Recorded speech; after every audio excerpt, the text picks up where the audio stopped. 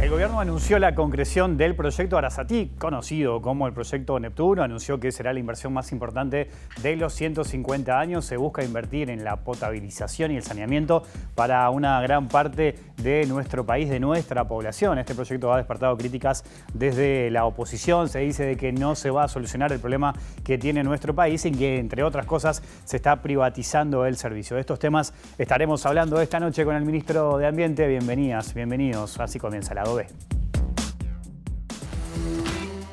Para que se hagan una idea, es la inversión más grande en este ámbito, en esta área, de los últimos 150 años del país.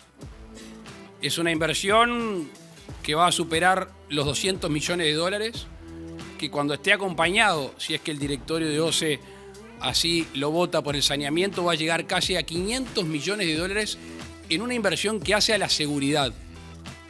Que hace a la seguridad de poder tener agua potable sin perjuicio de sequía, sin perjuicio de fallas técnicas, etcétera, etcétera.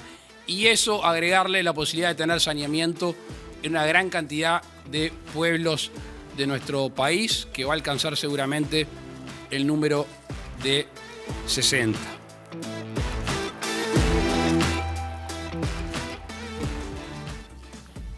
Y de temas de ambiente estaremos hablando esta noche precisamente con el ministro de Ambiente, Adrián Peña. Gracias por acompañarnos, ministro. Bienvenido a la OB. ¿Cómo anda? Muy bien y muchas gracias por la invitación, un gusto. Bueno, qué importante hablar de ambiente, ¿no? Yo creo, recién lo comentábamos en la previa, ¿no? Una periodista, compañera de ustedes, que es muy inquieta en los temas ambientales y eso es muy importante. Hace poco hicimos el primer taller sobre cambio climático y ambiente para comunicadores, que es un modo de ir bajando a tierra también los conceptos que tienen que ver con medio ambiente y cambio climático, que a veces son un poco técnicos y un poco difíciles para que los comunicadores lo puedan manejar de mejor manera. Mariana Abreu, nuestra compañera, que acá además en MB Noticias trata los temas ambientales y ha hecho un montón de informes interesantes. Bueno, veíamos ahí en el disparador del presidente de la República hace algunos días anunciar la concreción de este proyecto del que se viene hablando hace bastante. Es una de las prioridades además del gobierno.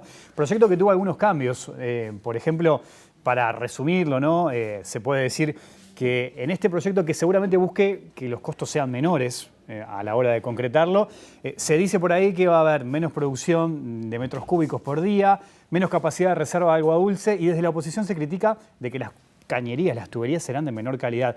¿Estos cambios llevan a que el proyecto sea de menor calidad o no? ¿Qué visión tiene usted? A ver, esto es un proyecto en el marco de una iniciativa privada de interés público, es decir, la ley 17.555 establece una posibilidad, y es que un privado presente una propuesta, ¿verdad?, de algo de interés público.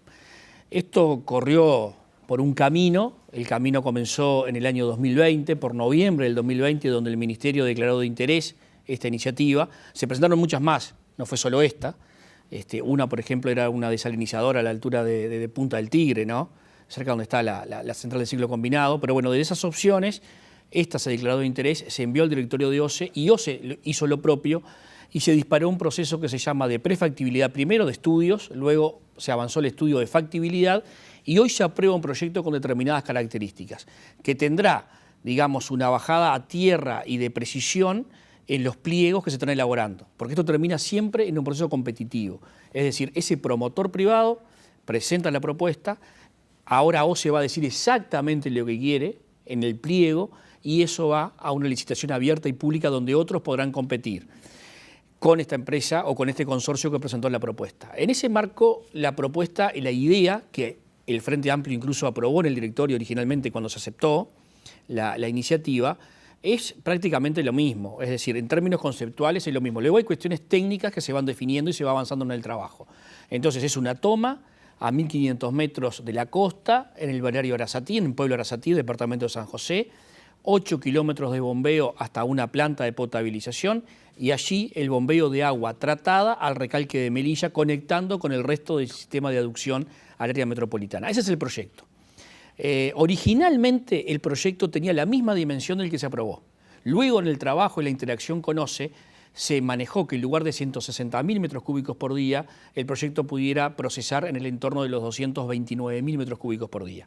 Luego, la definición técnica y la decisión de OCE fue ir por el proyecto de 160.000 metros cúbicos. Algún detalle, por ejemplo, la cañería específica va a estar determinado en los pliegos. OCE va a establecer cuál es el tipo de cañería que solicita para que el proyecto se lleve adelante. Y el precio definitivo incluso estará establecido una vez que alguien gane la licitación y se adjudique. Lo que se maneja, que es el entorno de los 200 millones de dólares, es una especie de presupuesto, de cálculo de lo que costaría la obra. Pero en realidad la idea es que haya competencia y la idea es que ese valor se abata lo máximo posible, siempre siguiendo las condiciones que OCE va a establecer en los pliegos. ¿Qué quiero decir con esto? Que seguramente la cañería sea la misma cañería que quiere el director Ortuño, ¿no? Lo que no está establecido todavía porque estamos trabajando en los pliegos. Es una característica que ha tenido la discusión por este proyecto, que es la de adelantarnos a los tiempos.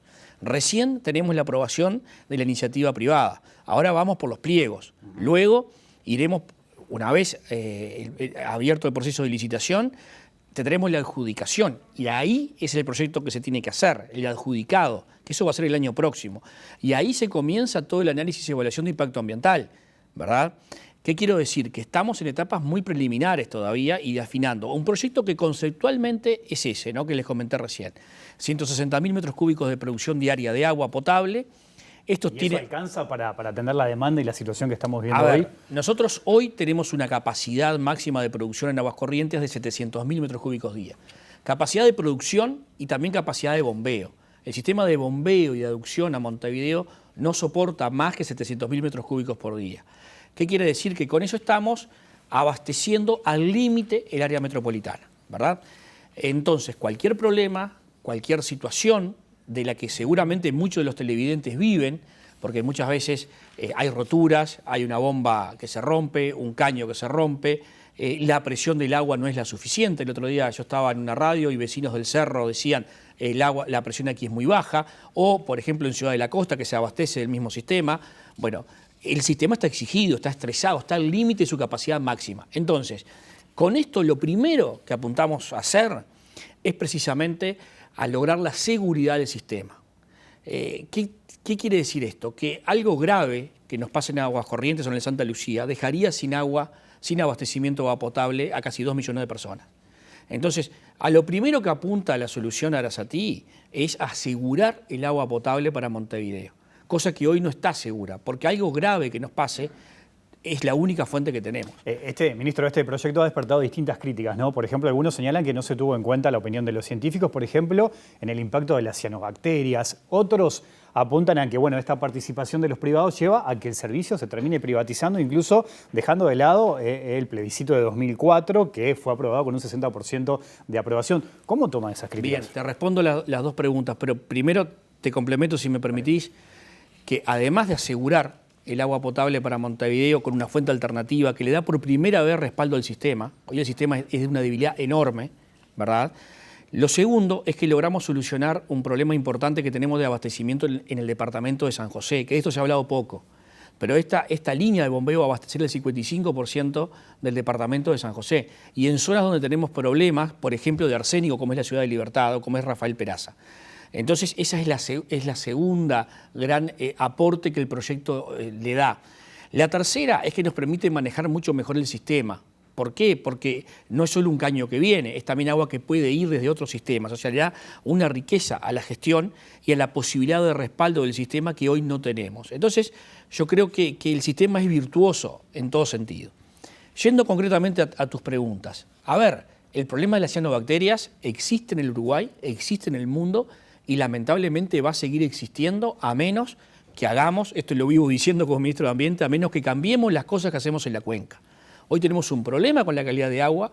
Desde mi punto de vista, el desafío ambiental más importante que el Uruguay tiene es cómo sigue creciendo y cómo sigue aumentando su producción, manteniendo y mejorando la calidad de sus aguas. Ese es un gran problema y no está en el Río de la Plata. Al contrario, está sobre todo en las aguas continentales, ¿verdad? Pueden haber episodios de cianobacterias y de floraciones, sí, pero son mucho más probables en el territorio que es donde se generan, ¿verdad? El bajo caudal de los cursos de agua, las altas temperaturas, ¿verdad? Y lo que llega a esos cursos de agua, que cambian las nutrientes, o sea, altos niveles de fósforo y nitrógeno, generan las cianobacterias. Y con eso convivimos hoy, con ese problema convivimos hoy, por ejemplo, en Laguna del Sauce, por ejemplo, en Santa Lucía, y ese problema va a estar presente aquí. Con la diferencia que la tecnología, por ser nueva, no es distinta, por ser nueva, de última generación, que se va a instalar en Arasatí, permite un tratamiento en 8 pasos bastante mejor del agua. Pero sin duda, Porque aparte no quiero aburrir a los televidentes, pero hay una cosa muy importante, y es que la claridad del agua es algo que favorece la floración. Entonces, el río de la Plata, como ustedes saben, porque vivimos enfrente al río, tiene un nivel de turbidez bastante elevado, lo cual baja, digamos, la probabilidad de cianobacterias. Que no existan, no, pero la baja rotundamente. O sea, desde ese punto de vista es mucho mejor el río de la Plata que otras tomas. Desde el punto de vista de la constitucionalidad, esto está descartado desde el principio. A ver, la Constitución es clara y dice que el suministro de agua potable y saneamiento deben ser brindados por un organismo del Estado, ¿verdad? El agua potable siempre, en todo momento, iba a ser brindado el servicio por OCE. Nunca ningún privado iba a abastecer de agua potable en el proyecto como era originalmente. Pero en este transcurso, en este tiempo de trabajo de 2 años prácticamente, se incluyó una variable, y es que el proceso, la potabilización, va a estar a cargo de la OCE, cosa que no estaba en la idea original. Eso fue algo que introdujimos nosotros. En el trabajo, desde el Ministerio de Ambiente y la OCE, promovimos que la operación estuviese a cargo de la OCE. Por tanto, la potabilización va a estar a cargo de OCE. El modelo de negocios al que estamos llegando es el siguiente. El privado, ¿verdad?, diseña, construye, financia y mantiene una infraestructura en terrenos de la OCE, en terrenos nuestros, en terrenos públicos. Construye esa planta, se paga en un plazo de 20 años y pasa al dominio público. Lo que se paga es por la disponibilidad de la infraestructura, no por el agua. Se va a construir la planta, se va a construir la estación de bombeo, se van a enterrar los caños, y cuando eso esté disponible, de acuerdo a los parámetros con el contrato OCE va a establecer, ahí el Estado uruguayo, es decir, nosotros los ciudadanos, comenzamos a pagar. Si por algún motivo la planta no se construye, no habremos pago 0 pesos. O sea, trasladamos todo el riesgo al privado. Y por otro lado, si en algún momento, por algún motivo que esté especificado en el contrato, la planta no está disponible, OCE no va a pagar, no va a potabilizar, pero no va a pagar, porque el contrato es por disponibilidad de la infraestructura. Y ese es el modelo al que llegamos, que yo creo que es un modelo bastante virtuoso. ¿Por qué se hace esto con financiamiento privado? Bueno, primero porque trasladamos el riesgo al privado, ¿verdad? Acá no va a haber regasificadora, acá no va a haber caños. Si alguien construye 30 kilómetros de caño y luego eso no funciona, fue a riesgo del privado y lo perdió, no es a riesgo del Estado uruguayo. Segundo, porque estas decisiones no las toma el Ministerio de Ambiente ni la OCE solo, ¿verdad? Acá hubo una mesa de trabajo donde se contrató a CND para que nos asesorara, pero a su vez trabajó el Ministerio de Economía y la OPP. Y entonces una forma de financiamiento válida es la del endeudamiento público, que es válida, pero hay decisiones de gobierno que también implican ir por otro camino. A su vez, OCE es un ente con un alto endeudamiento. OCE tiene una deuda superior a los 400 millones de dólares. Y cuando este gobierno asumió, había en Santa Lucía agua para 20 días. En abril del 2020 había agua para 20 días en Aguas Corrientes. Luego llovió y el problema se solucionó. Y con esa situación de gravedad, de alarma, donde algo hay que hacer para solucionar el abastecimiento a Montevideo, y área metropolitana porque es Montevideo, San José y Canelones, una decisión había que tomar. Y se toman en el marco de restricciones. El mundo ideal es el mundo ideal, pero el mundo real es el que nos tocó, con esa situación y con una deuda de más de 400 millones. En ese marco es que se toma esta decisión. Ministro, el sistema al área metropolitana tiene que trabajar en 3 cosas para lograr la robustez del sistema. Esas 3 cosas, a nuestro modo de ver, son la planta de Arasatí, que es el respaldo, es la espalda para el sistema central, que será Santa Lucía, la represa de Casupá, que asegura que con las eventualidades de las recurrentes sequías haya una reserva de agua para el Santa Lucía, que seguirá siendo columna vertebral del sistema, y la reducción de las pérdidas de agua en el sistema, que es muy alto. En las 3 cosas hay que trabajar, y eso le van a dar la solidez al sistema de cara al 2050. Esta mañana en Ciudad Viva, aquí en TV Ciudad, estuvo el representante del Frente Amplio en el directorio de OCE, ¿no?, Edgardo Ortuño. Le propongo escuchar qué fue lo que dijo y en función de eso le voy a preguntar algo.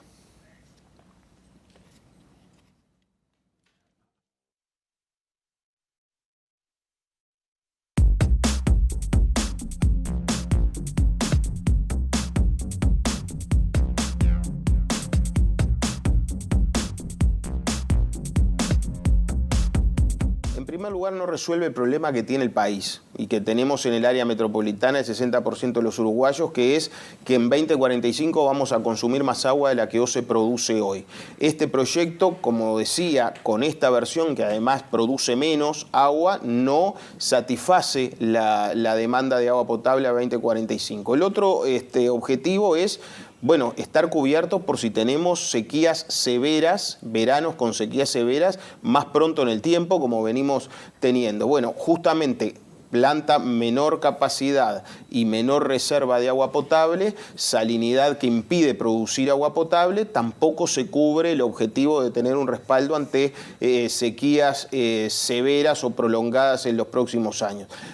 Un costo elevadísimo, ¿ah? Es cierto, 210 millones de inversión inicial, dijo el gobierno en conferencia de prensa, el Estado no pagará un peso hasta que no esté pronta la planta, sí, estos 2 años, pero el próximo gobierno va a tener que pagar, y los que vengan, 40 millones de dólares por año, que suman 743, 300 millones de dólares más que si OCE se hiciera cargo del proyecto e hiciera esta obra como ha hecho todas durante los 70 años de vida que tiene la OCE. Esta es la primera vez que va a trabajar en una planta privada y que le va a dar el mantenimiento de sus instalaciones durante 20 años a una empresa privada. Bueno, ministro, ahí Ortuño manejaba distintos temas. ¿Cómo toma esas críticas que llegan desde la oposición dentro del directorio de OCE? Las críticas bien, porque creo que es bueno que las cosas se critiquen y que haya un intercambio que mejore cada decisión.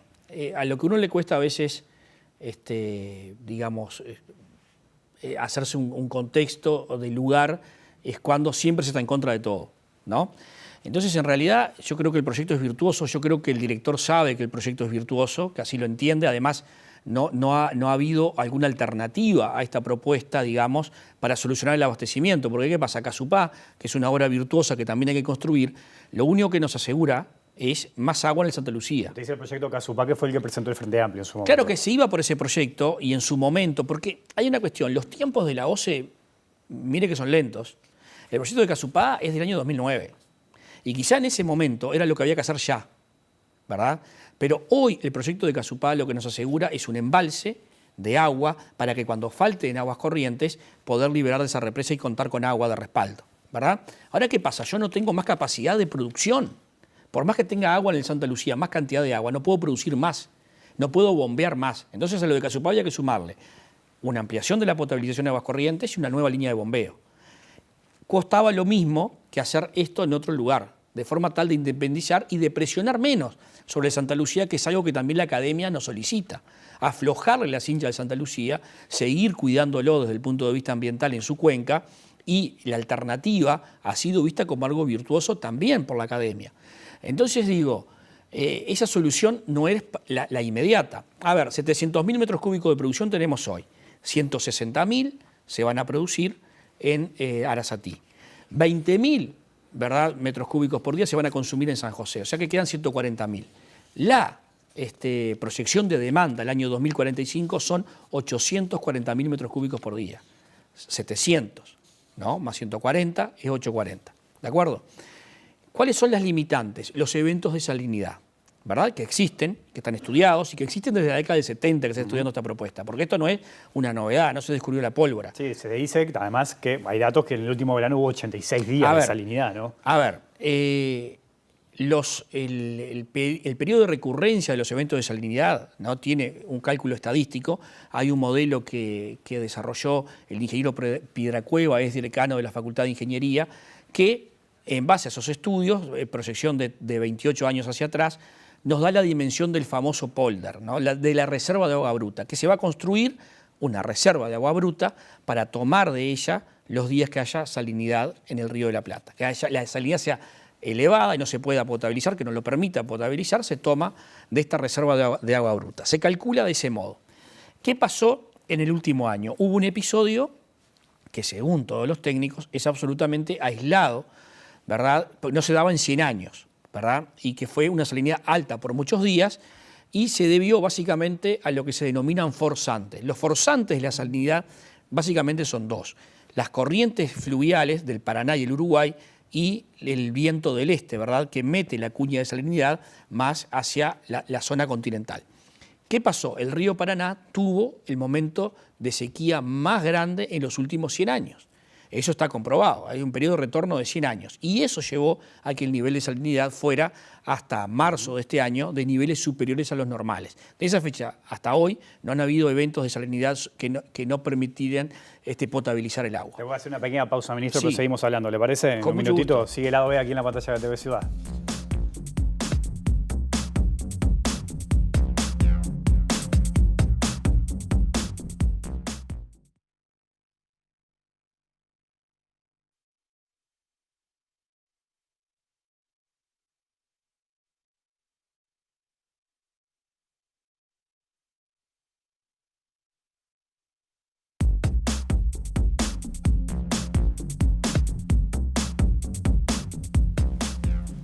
Bueno, seguimos en vivo en el lado B, en la pantalla de TV Ciudad, conversando con el ministro de Ambiente, Adrián Peña. Ya en el final, una respuesta cortita, porque la gente se debe estar preguntando en la casa, bueno, bárbaro con este proyecto, ¿no? O no, lo deben estar criticando, elogiando, no sé, pero se preguntará, ¿esto afecta en el bolsillo, en la factura? Yo sé que no depende solo de ustedes esto, pero... A ver, aquí esto va a tener a partir del tiempo que hoy se empiece a pagar, un costo del entorno de los 29 millones de dólares por año, ¿verdad? Entonces allí hay formas de financiar esto, ¿verdad? Que son básicamente la reestructuración de alguna deuda que tiene y también las transferencias que puedan venir del gobierno nacional, del gobierno central, para poder financiar la obra, en definitiva. ¿Va a haber algún impacto en la factura, entonces? En principio no. En principio no. En principio no está previsto. Bueno, hay otra forma de poderlo financiar. Ajá, en el cierre simplemente, pregunta política, ¿va a ser precandidato del Partido Colorado en la próxima elección? Te tengo que responder con el cassette, no es momento de... No es momento de eso. pero se habla. Hoy, la verdad, la realidad de ella, lo he dicho, yo estoy bien enfocado en esto. Es respuesta de cassette, pero es la realidad. Y bueno, la realidad que hay un desafío. Construir el Ministerio de Ambiente, posicionar este tema. Nos interesa mucho que esto sea política de Estado, por eso queremos hablar lo más llano posible y tratar de convencer a todo el mundo, por ejemplo, que el proyecto del agua es un proyecto país, no del gobierno. Y los temas ambientales, que son de medio y largo plazo, tienen que ser política de Estado. Entonces, construir eso es algo que me tiene muy motivado. Yo creo que es algo en lo que venimos avanzando muy bien. Este fin de semana tendremos una cumbre histórica en el Uruguay. Más de 1000 representantes de todos los países del mundo vendrán a la primera reunión de negociación de plásticos en el Uruguay. Ajá. Es un acuerdo global y la primera reunión del mundo es en Uruguay. Vienen más de 1000 representantes de los gobiernos de todo el mundo. Ajá. Y viene la directora ejecutiva del Programa de Naciones Unidas por el Medio Ambiente. Quiero decir, Uruguay está haciendo punta en esto, se está mostrando, está haciendo referencia a nivel internacional. Y creo que esa construcción, que tiene que ser colectiva, es también un desafío enorme y allí me siento muy, muy a gusto. Bueno, la próxima sin el cassette, aunque en la interna del Partido Colorado suena su nombre, ¿eh? Lo hablamos en la... Tampoco somos tantos. Bueno, pero su nombre anda sonando ahí en la vuelta. Lo hablamos la próxima. Ministro, gracias por acompañarnos. Mucho gusto. Nos vamos, ustedes se quedan en la pantalla de TV Ciudad, volvemos mañana en vivo a las 20 horas. Que pasen bien, chau.